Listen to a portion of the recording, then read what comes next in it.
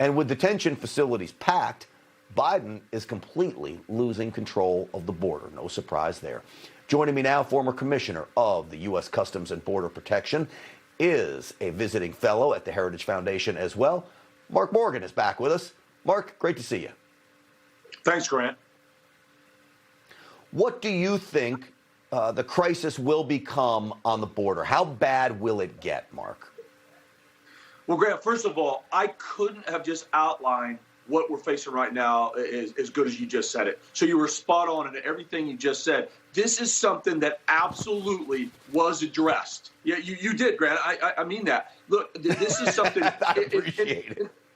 Well, Grant, this is very important because the promise, the Florida settlement agreement, this horrible court ruling, is what really drove the crisis that we went through in 2019. That's what drove the families and the unaccompanied children, because as you said, under that agreement, we had to let them in. President Trump closed that through the Migrant Protection Protocol. It ended by February of 2020. We had reduced that by 75-80%. The families coming up had all but trickled off. So it was successful. And what did President Biden do his first couple of days? He removed it. He took it away. And so now with everything else that he's removed and rescinded, no wonder right now 3,500 people are trying to illegally enter our border every single day right now. So that's why I say, Grant, people ask what's going to happen. It's already happened. The crisis is already upon us. 3,500 apprehensions every single day. That is a crisis.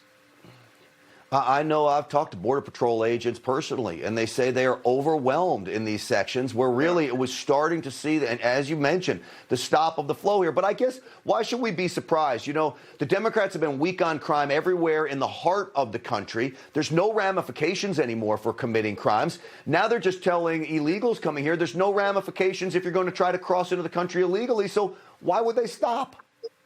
I said the same thing. Why wouldn't they come? If you get here, we're going to release you. Once you're here illegally, we're going to protect you from lawful deportation. And then if you stay here long enough illegally, we're going to reward you with free health care, amnesty, and expansion of DACA. Look, right now, Grant, the only thing that's keeping that 3,500 from being a catastrophic crisis is the CDC orders of Title 42. So it's in place right now. But as you said, because of the numbers are so great, Mexico now, they're overwhelmed. They're out of capacity. So they're now, and you said like in the RGV area, one of the epicenters, even under Title 42, they stopped taking people back. And so you already are seeing catch and release in some areas. Once Title 42 goes away, that 3,500 overnight becomes a catastrophic crisis. And there's nothing the Biden administration can do because they've removed every single effective policy. But let's be honest, that's what they want. They want the illegal migration to continue, release, stay here, next wave of amnesty, and we know that exactly why they want to do that, and that's what they're doing. Of course, self-made Democratic voters coming here. Real quick, last question for you. Biden says he's not going to deport anybody that is accused or convicted of assault and DUI. What is the motivation for not deporting people that are a danger to our society? Grant, I don't have a good answer for you. It's absurd. Unless you're a known or suspected terrorist or convicted murderer or rapist, you're here, you're free. And just by the way, DUIs is kind of important. You know, my father was killed by a drunk driver. I've talked to countless angel families whose loved ones who have died at the hands of someone that was here illegally while they were drunk. Don't tell me that's not important. One last thing, I know we got to wrap this up, but look, right now, you could be a gang member. You could be arrested for rape, but not convicted and released. And right now, under the Biden administration policies, that gang member, that alleged rapist, gets to go free, stay in this country. That's where we're at right now. Well, this is my message to everyone. It's been one for a long time. Personal protection. Take it upon yourself. Nobody out there to protect you. This is why we have a Second Amendment, for this reason, so you can protect yourself and your families.